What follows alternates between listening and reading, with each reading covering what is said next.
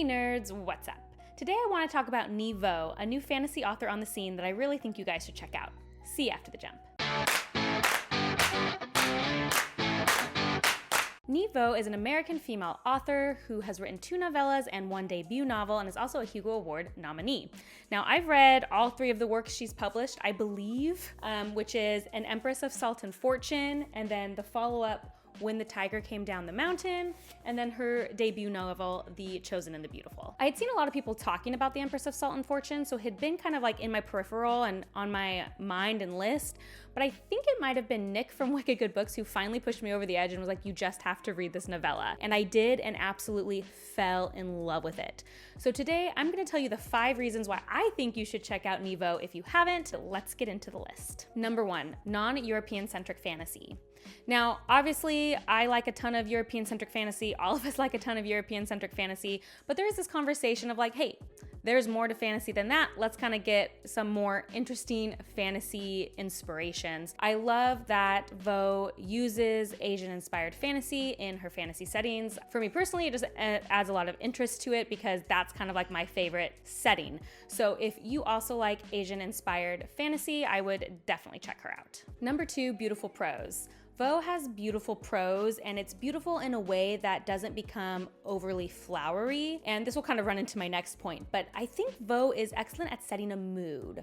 The way she writes, the way she describes actions or what people are doing, all has like this specific mood to it. And I really love how she can kind of evoke a general feeling in me through her writing.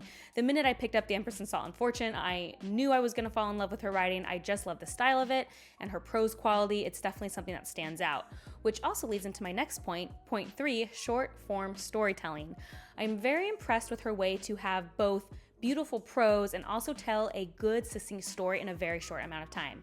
Now, as someone who loves short story collections, I actually have read a lot of mediocre ones in my life. I think it's really difficult to nail the short form story because it has to give you enough to feel complete, but not so much that it's too long and gives away everything.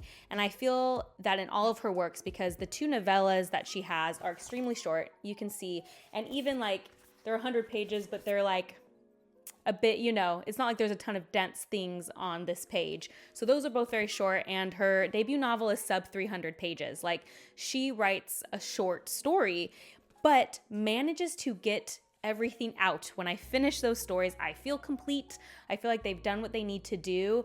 And you know, guys, I love long form storytelling. I mean, Sanderson, Abercrombie, Wheel of Time, like all these people that we love. I do like to mix it up a bit. And I always like, after kind of reading a long story, to read a short story. And so I know I can go to Vo and get a really good, just like short, nice read out of her. Number 4, a blend between magical realism and fantasy. So if you guys have been watching my channel, you know I'm a huge fan of magical realism, just like I love fantasy. And this is mostly talking about her debut novel, The Chosen and the Beautiful. But that novel in particular has this really cool fine line where it's like kind of magical realism, but it's still fantasy. Like, there are so many fantasy elements that when you explain it out loud, you're like, okay, this is fantasy, but it's also so rooted in our own world that it feels like magical realism, because that's usually kind of a distinction. Like, it's magical things happening in a world that we know and is very like centered there. And this line that she walks is so masterful, and it really added to the magical feeling of the story, and I really liked that, and I hope I get to see that for more of her work. Now, her 2 novellas, I would say, are firmly in the fantasy realm, but I did like that about her debut novel. And number 5, LGBTQ plus representation. If representation is important to you, you'll find heaps of it in all of those books. I'm not an expert on this, obviously, which is why I try not to talk about it too much, but I do want to mention something that sticks out about her representation to me is occasionally when I read a book, their representation becomes very one note. They make characters, and the only thing we know about those characters is their LGBTQ plus identity. And the problem with that is, like, I applaud that people are trying to do representation, but when someone's really one note and that's their entire identity, they don't really feel like a character. And nothing could be further from what Vo does. Vo's characters just are. They are multifaceted people, and their identities are just one part of them. And she does it in such like a masterful way that it feels like it just is, rather than it's trying too hard. I hope that makes sense. I know people might have different opinions about that, but I just really love how she works it into her novels, and I think it's really beautiful. So those are 5 reasons I think you should check her out. Now I'm going to talk about my feelings about the 3 books of hers that I have read. I will start with the first one I read, which was The Empress of Salt and Fortune. This was my favorite. I loved this novella so much. I think I read it in a single sitting, could not put it down. This follows a paladin who is seeking information. That's what they do. They seek to record history, basically, and they also have a talking bird to help them. It might sound crazy, but it just works so well, and I love that this novella follows a mystery to unfold. That is something that I really liked, and the way that it unfolded in such a short amount of time, but still being satisfying, just beautiful. Like, I read this and I immediately went out and bought the sequel to this, and I knew after reading it, like, I was gonna buy her first debut novel no matter what. Like, I bought it the day it came out. When the Tiger Came Down the Mountain is the follow-up to An Empress of Salt and Fortune. I did not like this one quite as much. The story didn't land as much for me, but I still thought it was beautiful writing, and again, I still enjoyed it and finished it very quickly. I mean, it's very short. I think this one was like 2 sittings, so didn't kind of hit me quite as much. I think I gave Empress of Salt and Fortune a 4.5. This one I think I gave a 3.5. So I still enjoyed it, just like didn't hit as hard as that first one did. And finally, her debut novel, The Chosen and the Beautiful. This one intrigued me right away because it is a Gatsby retelling, which I thought was so interesting. I love a retelling. I was so excited, and boy, did she deliver. Now, it has been a few years since I read The Great Gatsby, so correct me if I'm wrong in the comments, but in this version, it follows the character of Jordan, and I feel like Jordan's who we kind of knew least about in the original Great Gatsby, so I think that was a really cool choice. And the way she keeps so true somehow to the original narrative while changing so much just is like so masterful. The writing was beautiful. I got the tone, I got the setting, and the fantasy elements she brings into The Great Gatsby just makes so much sense. Like, I was reading it, and I don't want to ruin what it was, but I was like, yes, this is exactly right. This is what happened in the fantasy version of The Great Gatsby.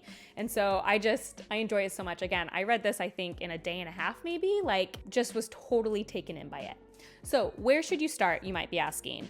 I think both of these could be good starts. I think I would personally recommend starting with the novella, The Empress of Salt and Fortune, simply because it's so little commitment, and it was my favorite of all of them, so it'd be a perfect way to see if you think you mesh with Vo's writing.